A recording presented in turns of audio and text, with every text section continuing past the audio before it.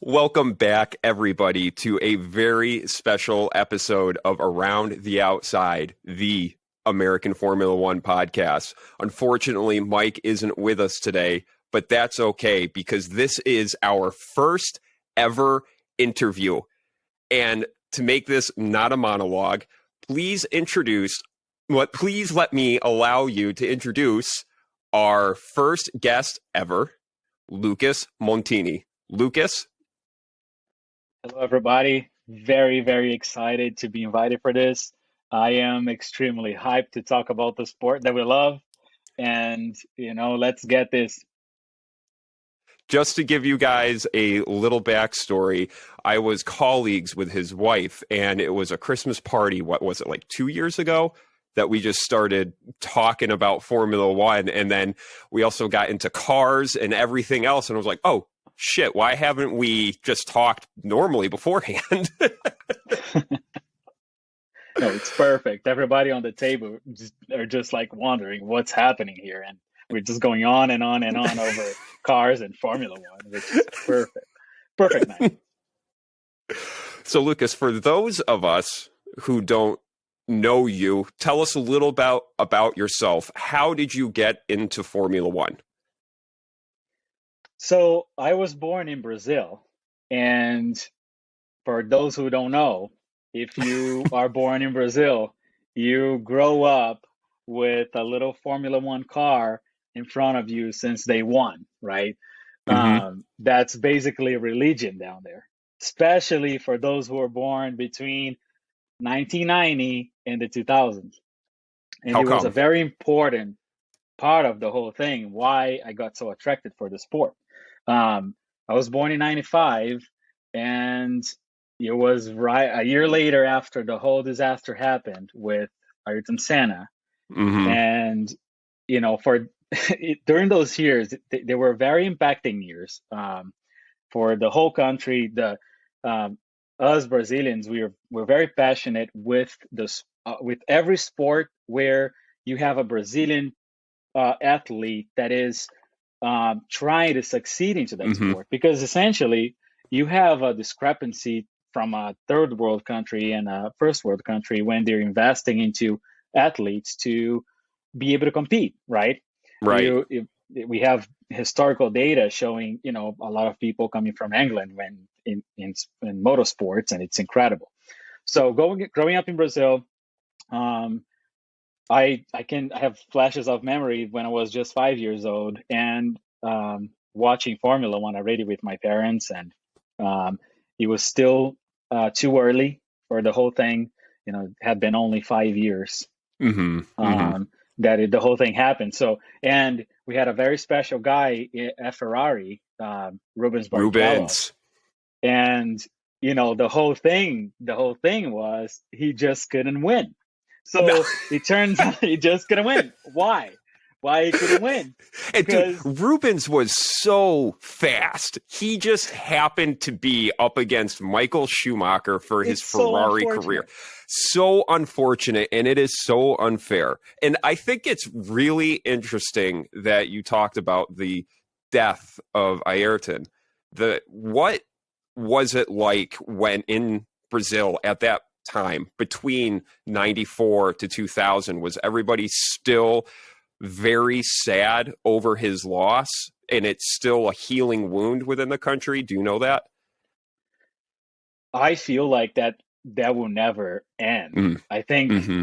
the the representation of this sport to our country goes around Ayrton Senna, Yes. right? I think, um, yeah, as far as I can remember, really in the 2000s when we were watching Michael Schumacher just absolutely destroying everything, um, which is like what? But yeah, even then, when we would have a Grand Prix won by Rubens, we would, I remember my family members running Mm-hmm. down the stairs crying and screaming and with the Brazilian flag and the whole thing, and the same songs that would play when Ayrton Senna would win a Grand Prix. they would play on the TV with the whole thing. Oh, no So it had a way. tremendous impact. It's so interesting. And the especially in the way that the Brazilian TV presents the show to everybody else, and Hmm. they have the music for Ayrton Senna, and they have the whole figure. So I will say that although I think his death was so impactful in the sport itself, Hmm. it's something that will always be carried in Brazil, but definitely in the 2000s it was way too early for all that, uh, for the sport lovers in the country. And they play a specific song on the radio and TV for when a Brazilian driver would win a Grand Prix. Yeah, every Wow. time a Brazilian driver wins a Grand Prix, they play an actual little song, and the whole thing goes on. It's Oh, super that's interesting. oh, that's super cool. We don't have that in America. It's just like if someone was like a NASCAR, they shoot a gun and play some country music. It's so lame. Yeah, it is so lame. Oh, so what is it about Formula One that just grabbed your attention? Because from what I'm hearing, it sounds like you grew up around the sport and you grew up around racing idols like Ayrton. So is there almost like there's, I don't want to say no choice, but it's just a sport that you watch? Yeah, I think I had multiple phases that really changed, and my whole view about the sport changed, and it continues to do so. Um, but it mainly started really from a cultural reference where I had, people around me watching Formula One every Friday, Saturday, Sunday, Hmm. and you turn on the TV and it's always Formula One, Formula One, Formula One, and you're playing video games, you're playing from video games for Formula One. So it's everything is about that. But as you Hmm. grow up, right, it especially with I think before you had a factor that anybody can relate, which is really the sound that the car made. Um, and you had, Yeah. V10s and V8s with an extremely high pitch noise that was really, there's nothing in the planet that could compare to that. No. And I remember having friends in school that would say, "Oh, I went to Interlagos and with my parents, and it's just absolutely impossible to hear anything when you're there." It's and they, it's a disclaimer. Well, it was a disclaimer before, make sure you get your protectors because you will get hurt. Oh my God. I Um, never knew that. yeah, it was a whole thing. And then, um, I had multiple phases, right? I lost a Hmm. lot of interest because the whole thing with Michael Schumacher would just go on and on. And in 2005, I was like, all right, enough.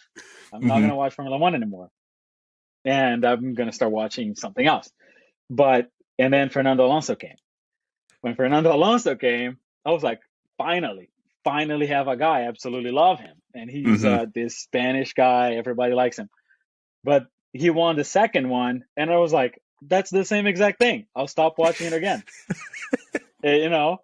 And then we had Vettel, and so I had multiple phases. But what really, you know, changed my whole mindset related to Formula One was really in 2019 when I had the chance to go to the Montreal Grand Prix, and being there in person, especially I'm a mechanically inclined person, and I have my bachelor's degree in mechanical engineering, so I'm a completely obsessed person for engineering. So being there and trying to understand a little more about cars and trying to understand how things mechanically work and physically work, it really brought that passion to where it needed to be. And after that Grand Prix, I was just like, okay, no more BS. I'm gonna watch every single race from practice to the actual Grand Prix race, and it's how it has been for the past 3 years. Welcome back to the sport. It's nice having you. And We're I back. definitely understand the absence because during the Vettel reign, bro, I stopped watching the sport too because that like 2013 you just knew that Seb was going to win it. 2004 you just knew Michael was going to win it. So I feel you 100%. And being a mechanical engineer, when you look at these cars, do you understand the scientific design behind all parts of the car? And I ask because the black magic that is aerodynamics and then fitting that much power into a tight little package, is that what really interests you? Is the power unit too, just how it all works together? Yeah, I think every single, and one of the most, that's a really good question. Um, because I think every single aspect of Formula One really attracts whoever is, mechanically inclined or loves mechanics.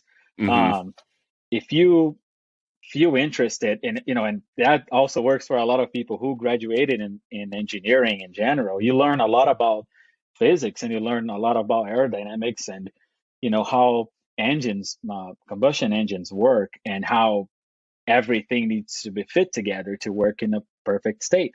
That's what they call really, you put the driver there and you call it a full package, but it's a full thing. And you have the way the tires work. And guess what? You have temperature affecting heavily into everything. Mm-hmm. And you have friction and reliability, and you have also teamwork. And as you get older, you start realizing how teamwork is important to do something, right? Right. And it just gets more and more and more interesting, and it's a burst of excitement. Yeah. Well, it blows my mind that they're able to get 1,000 horsepower out of a 1.6 liter engine. It doesn't It's crazy.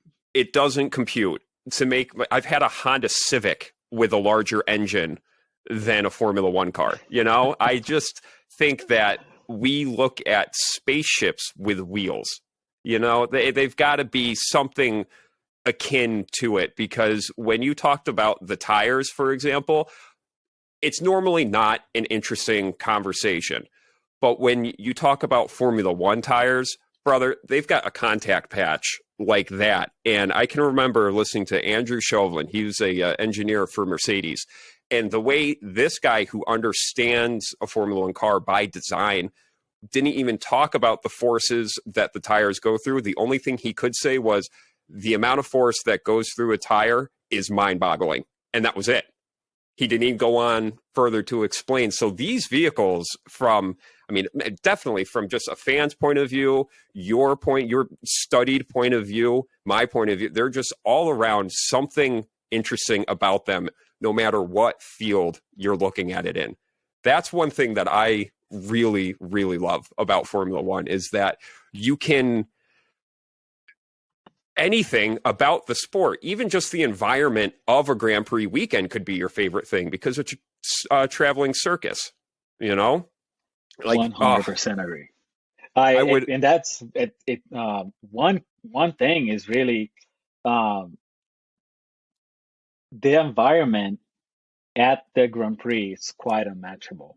When you're there, and for those who don't really know, it's like it's a festival in there in first place. And when you go win, you have a full, and you can go in, and there's not going to be any race, but there's motocross freestyle. There is you know rave going on, and they have like a thing with like haircuts for free. It's really like a huge attraction for everybody. I don't know how in the other. I'm very curious to know if the other places do the same that Montreal does, but it's so much fun. I completely recommend, if even for a person who really doesn't love the sport itself and they don't really need to follow.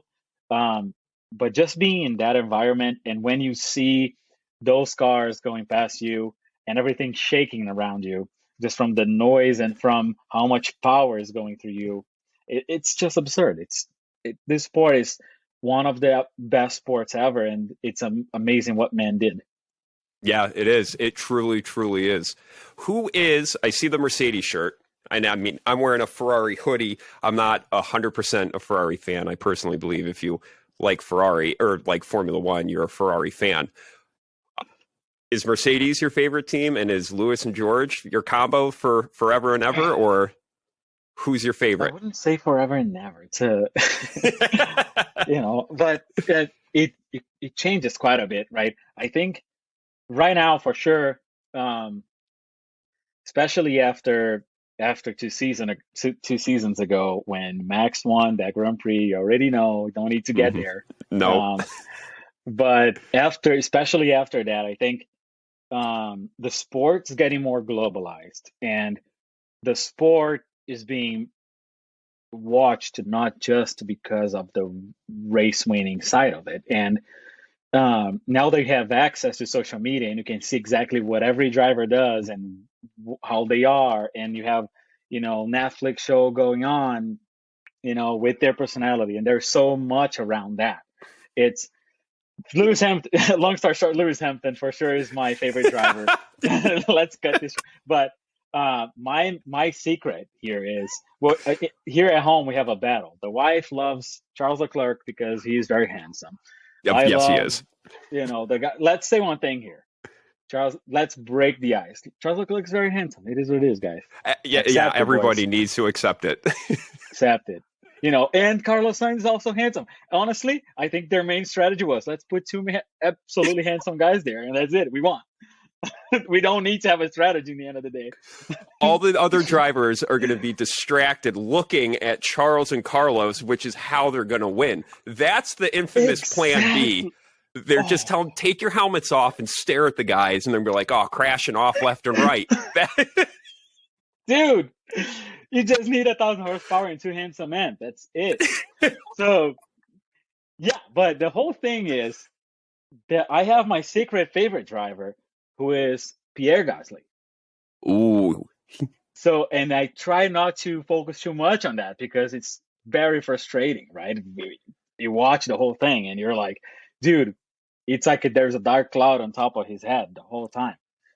I feel like he's an extreme fast driver, and he's a good driver, and he just needs a little bit of luck too. And a good team. Pierre is one of those guys that is a world champion, but you don't know if they're ever going to get the machinery to get that world championship. That dude is fast. I can remember seeing a karting clip of him in the rain going through this corner full tilt at 50, 60, like it was nothing. And I know that's the talent all these guys have, but what I think makes him a world champion is the way he came back from Red Bull that season back with Agreed. Alpha Tau. Were they Tauri at the time or Toro Rosso, whichever? I can't remember Toro the Rosso, time. yep. And so when you win in Monza, for example, after being told you ain't shit Dude. by the big team, he's got a lot of heart, and I'm with you. A lot of people are with you on Pierre Gasly being their favorite driver on the grid because he's just got that dark underdog cloud hanging over him you want to clear. So no, that's a Agreed. real good choice. That's a real good Absolutely. choice. Let's now all we need is him to start winning and we're golden.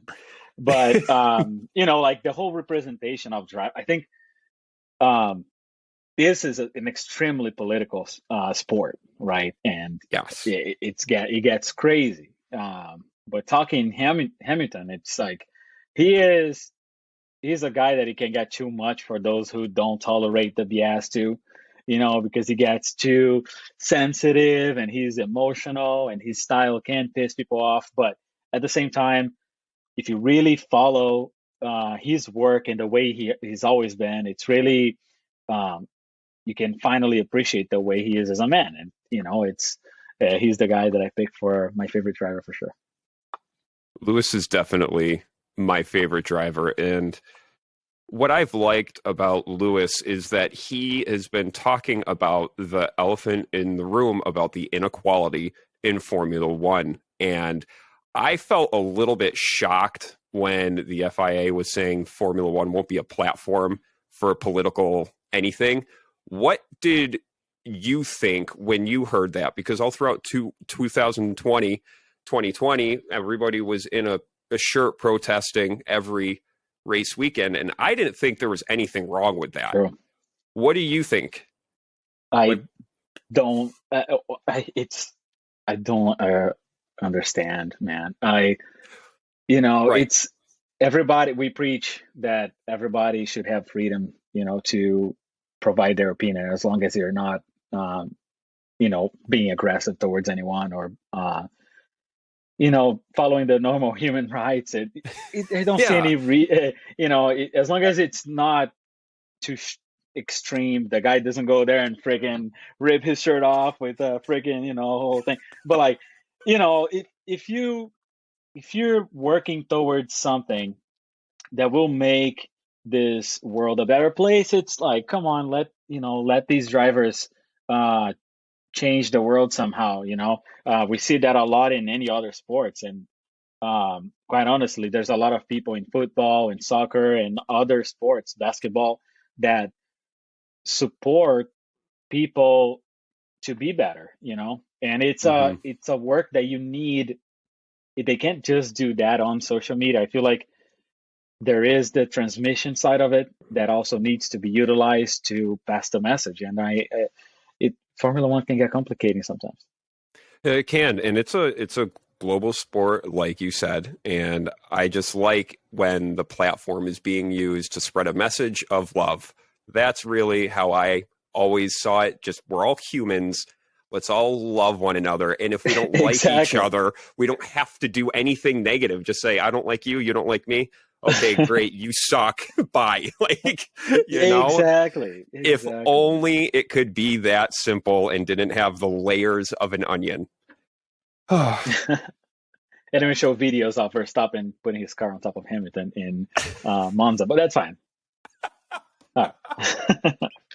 What do you think about People Max can this argue. season, dude? You- I'm starting a whole war here.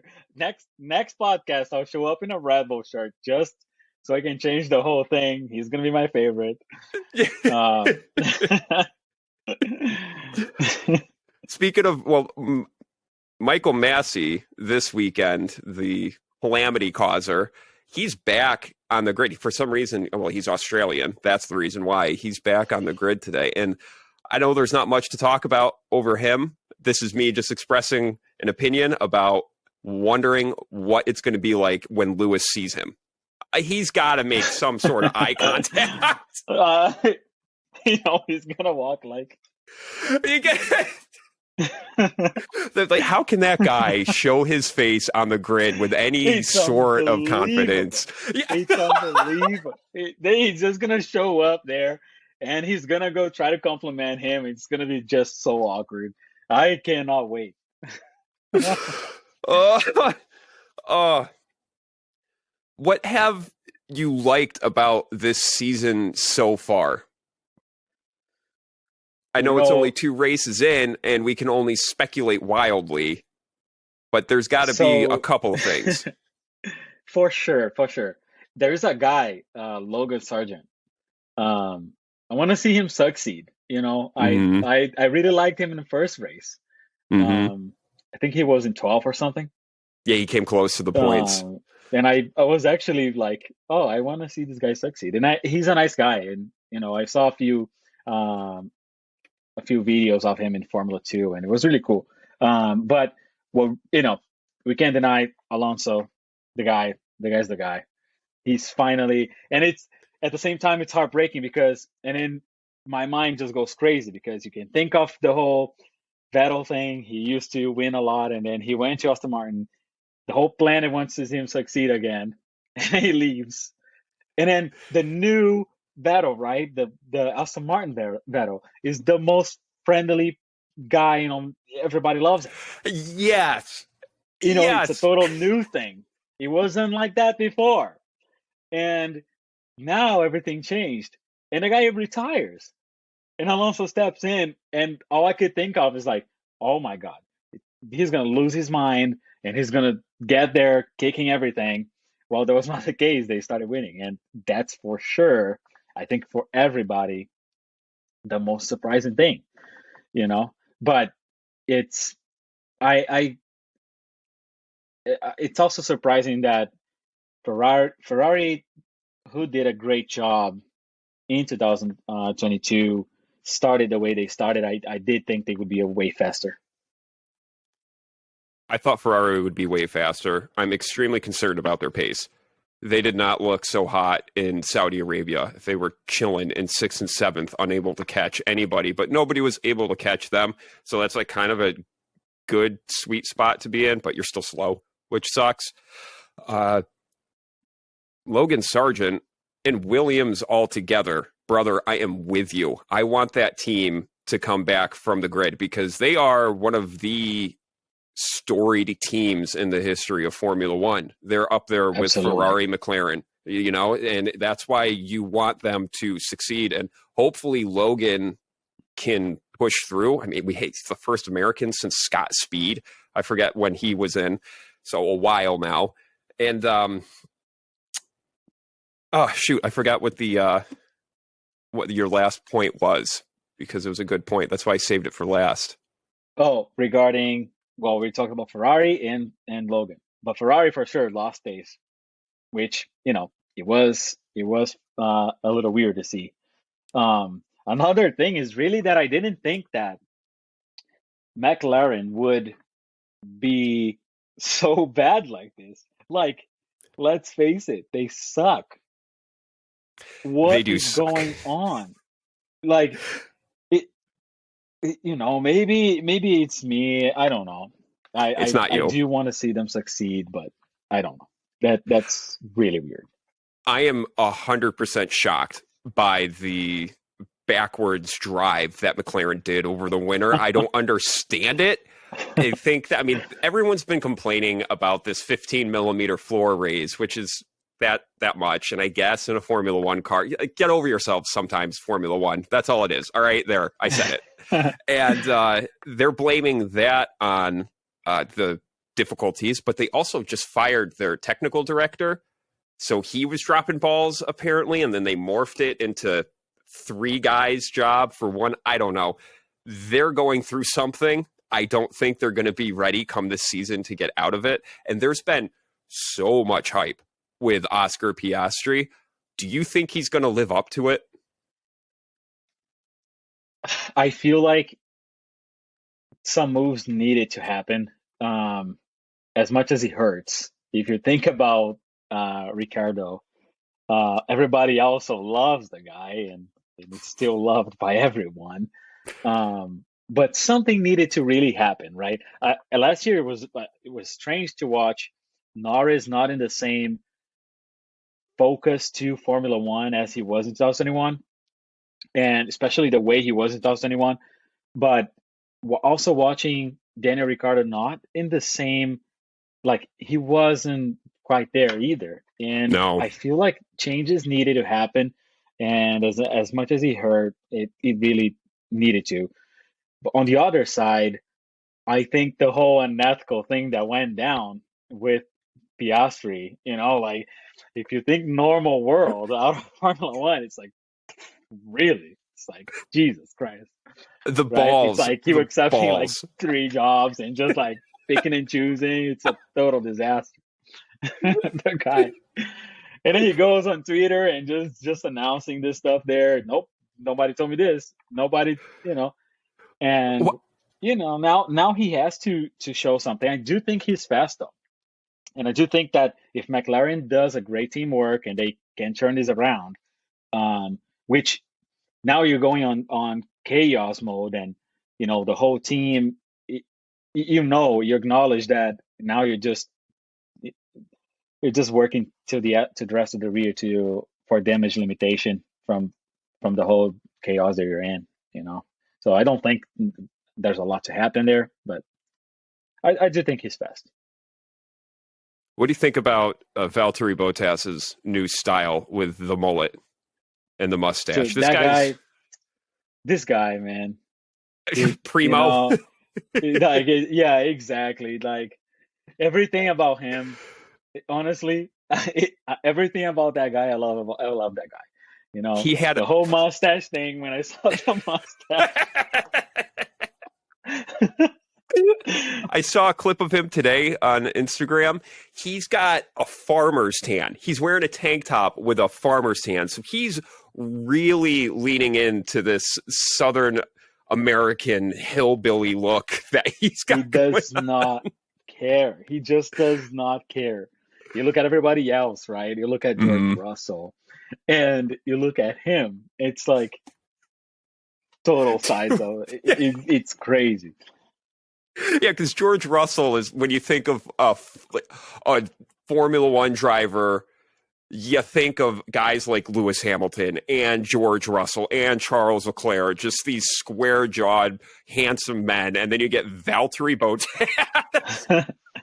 Just with a with that little rat massive statue. mustache. Dude, it just does not care. I think that's the part that really makes him different, than everybody else. So interesting. Do you think there's any hope for anybody this year to beat Red Bull? I'll be I'll be honest, I don't think I do not think that there's absolutely any hope. I do think they're favored in Australia. I do think they're going to win Australia. It's going to be another one too. The only way to beat Verstappen is if he gets like a bellyache and a headache and a fever and like multiple issues in his car and his car stops working, he might make it to second. Like if they turn off the powertrain and have him just drive on electric mode on 60 miles per hour, he's still gonna make a second. Like right Yeah. now, it's the discrepancy seems to be really high. Red Bull continues to seem extremely strong compared to the others. Um, I think if you really stop and think about everything, just like I keep repeating, everything else, their uh, package is just perfect. It's just like Mercedes in the past few years, right? hmm And to hmm this new era, they nailed it. I don't think we're going to see a stop to Red Bull this season. At least I mean, it's not uncommon when a team has a runaway like this to win 6, 7 races in a row like this. We saw it with Ferrari, we saw it with Jenson Button. Hell, we saw it with the end of Sebastian Vettel in 2013 when he did his 9-win run. So it's definitely looking like a Red Bull dominant era is in front of us. And I don't know for how long, but I think we're going to have to ride out this entire season with it. Agreed. I think as far as the season goes, there's really no way back. But one really interesting thing about the whole new era with the whole redesigned cars, I think that there is a lot of the chances are higher that the following seasons it's just gonna get more and more interesting. And Red Bulls, they will really need to be on top of their thing, just like Mercedes was in the whole start of the hybrid. Um, but I have a feeling, and I can be really, really wrong on that Red Bull is not going to really, do what Mercedes did, but they're way too No. strong right now. Do you have any expectations for Albert Park this weekend? Do you have a favorite to win, get pole, anything like that? I would like to see, you know, uh, I would like to see Carlos Sainz win the Grand Prix. Me too. I He needs it. think he really deserves that. Charles too, get some confidence. Hamilton for sure get something good going on there. It's hard seeing that guy just, you know, struggling, and especially when we compare um, you compare Russell driving a Mercedes and you compare it to Hamilton. He's clearly having a hard time. He's clearly not used to driving such a bad car. hmm And when you're used to driving something that it turns into you and the car one, and then you get out of that and they drop inside an eggshell and with wheels and like fucking good luck. It just doesn't work like that.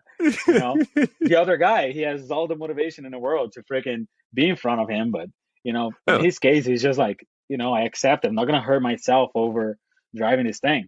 It's like Vettel in Aston Martin. He doesn't need that. no. Now, it would be great to see him, get a miracle on that one. Um, I actually want to see also the winning something, Yeah, um, he needs to come back from the getting some grid. points and just helping AlphaTauri there. I exclude Lewis from any sort of weekend talk because if anyone asks me what my true answer is, it's Paul Lewis, win Lewis, anything Lewis, because I Yeah, just want him. favoritism is a hard thing, huh? Oh God. Well, Yeah, if he we want to got see his eighth world championship, I would no longer give a shit. It would just, same, same, yeah, I would start expanding and exploring the other 19 incredible talents out there. 100%. Although you Are look you a at data, it one thing, you look at data and it's so hard. In 20 years, six people won, you know? So I think you need more diversity also in the whole championship winning here because, you know, you already go into the sport, you spend your whole life, guys, we're talking about 3 years old being put inside a car and your dad spending $20,000 every year in maintenance and setting you up to go to championships and training. And then you do that. And then you go somewhere in a countryside all the way in England and you're just going in circles in a cart over and over and over for, probably 20 years. mm-hmm. And then you hit the contracts and you start making some money, but you also have to pay so much to be in there. But it's a sport that it's a very ungrateful sport because you go in knowing that there's absolutely no way for you to win. Yeah. You make it to Formula One, winning it all.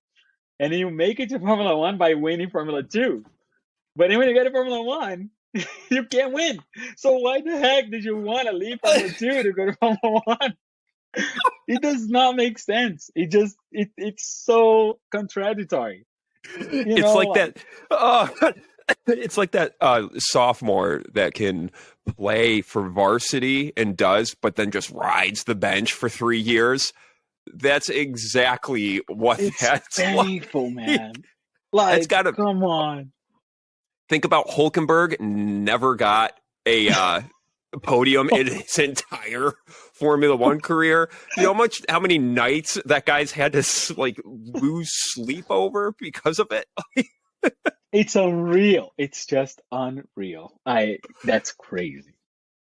Data doesn't lie, right? That's the best Data way. does not lie. Oh man. Unless if you have anything for me, my friend, I believe that is all we have for the show. There's so many things. Keep going. Well, okay, so let's talk about for 1 second. Let's talk about the Zhou Guanyu guy, and Yep. the one thing that I have been trying to rethink in my head with the whole who's your favorite driver, because and I feel like I don't know a lot about that, but do we have the youngest drive ever in the grid? Yeah, that's what it seems like. Ever since they brought Lando in, I was thinking, okay, well, ever since Max, really, because he was That guy 17, was like 17 years old. 17 years old, and he was on the grid. So he really started the push to bring in young blood. And thank you for bringing up Zhou Guanyu because I am a huge fan of his. I don't know what it is about him quite yet that I like, but I know I do enjoy every time He's he's on that the type. track. He is exactly that type of guy. You're like, I really like him. I don't know why, but I actually like him. Yeah. And he doesn't cause stupid problems. He doesn't, he's so disciplined. And even in his rookie season, it's like he did it so well. His approach and someone that I can similarly think about that is really Debris, and I feel like he has the same determination and discipline on his approach. I I remember 2021 with the whole disaster. We don't want to go there. The whole No. disaster. Um, but we had Norris who was incredible, and we had Max who was also incredible and young. But you're looking at them, and they're different type of people. They are extremely forcing, aggressive, attacking, and not just in the track, also out of the track, and they show some parts of them show expose arrogance, Yeah. and Yep. that really can, push people away, push fans away from them, you And know. you don't Eh, and you don't get that with Joe. You don't have that exactly, you just level don't of get that. arrogance. And yeah, I can't wait to see him drive more so I can give a full explanation of what it is about him that I like so much. I like the quiet guys, like Albon. He's I was another just dude. about to talk about him. He's He's such a nice guy with his and yellow yet hair. in the It's great. in the cockpit, he's definitely a different person. But outside, it's like you could ask him to play tic-tac-toe with you real quick, and you'd say sure. Exactly. Yeah.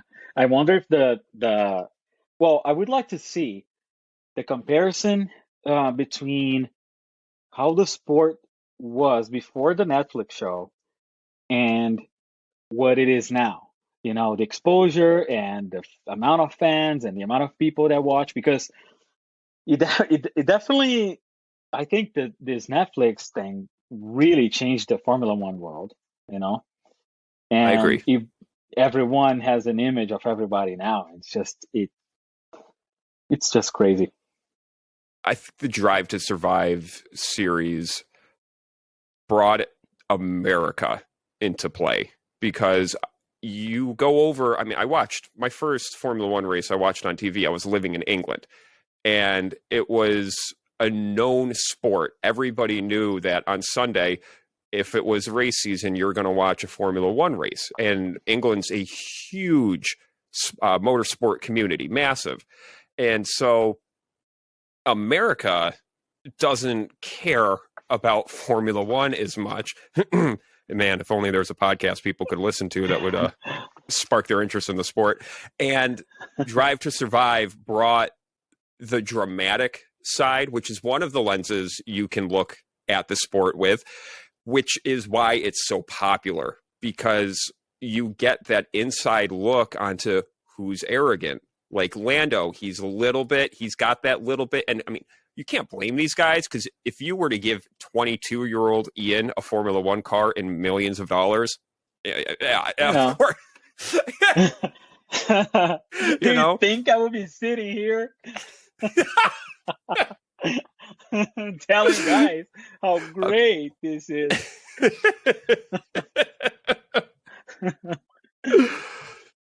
But I think that's why Drive to Survive is so successful in this Absolutely. country. Absolutely. And let's be honest, they did a great job there. Oh, the first season's I think, incredible. yeah, they did a great job there. I did not finish watching the third season. I watched up to the ninth episode. You guys know what happened on 10th. But I did think they did a good job, and it's interesting to see really the perspective, especially in the early seasons. You start understanding more, and I don't think a lot of that had exposure, which was the pressure of the team principal, and everything else that happens inside, and you gain more appreciation. You appreciate more everything that happens inside the teams, and not just for the two drivers. In the end of the day, the two drivers you're just employing them so they can drive for you. You know, if you really put it that way. That's a very good insight. And you have to think that the driver's just the end user, but they get all of the credit for what's going on, because no one cares Absolutely. about the guy who found a way to shave 0.000001 gram off a wheel bearing. You're not going to highlight that person, but without wheel bearing guy, you don't have a car. It's a very interesting dynamic. And the team principals do have a severe amount of pressure on them. And what I'm most interested about a Formula One team principal is when their engineers come up to them with a technical issue. Come on. Like, look at Toto Wolff. He's a finance guy. He knows how to run a team. That's why they hired him. But so do you think when they're coming up to him, like, yeah, the third cylinders, he's, nope, you got me. Yeah, seriously. Exactly. It's crazy. All that for Massa to drive off of the changing his tires and with the thing with on fire in the back of his Yeah. car. You know, okay, as you talk, all I can think about is like everybody putting in the work to make the car work, and him driving off of the pit stop with the whole thing attached and the car on fire. It's like, you know, like sometimes it's funny to watch the way things happen and how being a competitive person drives everything else to total disaster, you know. Like Mm-hmm. you can see at a lot of times now we can see more and more, especially when the races are over, the engineers tell their drivers to shut the car down, you know, like, or, you know, don't do donuts, or don't do this, don't do that, you know. It's And funny to it hear the celebrations. They'll come in their ear. They're like, yeah, you just got first. Go to mode R3, cool down, cool mode R3. You're like, come on, man, give me 1 second, you know? exactly, dude. Like, you know, you can watch a video of Senna winning a Grand Prix. Like, maybe the communication was done before, maybe the communication was done, you know, and we wouldn't know. But there was no such cautiousness from the teams to for the driver, because the drivers, they're more, before they were really there to race and to drive, and they didn't want to, if they won, it's like absolute total focus, and you know, that's it. There's no like the stuff that we go through right now, and you know, but sport is absolutely great. I think um it's a fun time to be watching it, and I don't want to spoil that to everybody, but I think, you know, we're gonna watch Max Winnie a lot, like Yeah, we are. really a lot. And we're gonna have like 21 twos. Yeah, just get ready, guys. That thing doesn't have any reliability issues, any driver issues, nothing. That thing's perfect. I like poked myself. I poked myself in the eye laughing. No, just like, Yeah. yeah, don't want to hear this. No, unless Yeah, there's anything. Anything no, I more? have nothing else to add. Nothing else? Okay, cool, man. Well, that's it for the show. Thank you all so much for listening. If you want to check out a clip of this show, you can head on over to Instagram, Twitter, and TikTok and look for us at ATO_USF1. And if you want to watch the entirety of this show, go over to our YouTube page at ATO_USF1. And please remember to like and share. Lucas, brother, obrigado. That was an amazing conversation. Of course. Thank you very much. Guys, have a good day. And Lucas, we're doing this again, man. We're going to have you back on. This was too much fun. Let's do this. Bye.